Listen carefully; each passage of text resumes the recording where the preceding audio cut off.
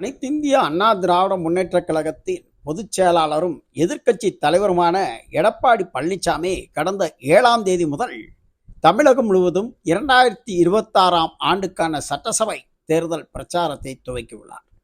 இவர் தமிழகம் முழுவதும் சூறாவளி பிரச்சாரம் செய்து வரும் நிலையில் அதிமுகவும் பாஜகவும் கூட்டணி ஆட்சி அமைக்கும் என்று அமித்ஷா கூறியதாக ஒரு கருத்தை நிருபர்கள் கேட்க, அது தவறு, அதிமுக பாஜக கூட்டணியில் அதிமுக தலைமை வகிக்கும் என்றும் நான் தான் முதல்வர் என்றும் அவர் தெளிவாக கூறியிருக்கிறார்.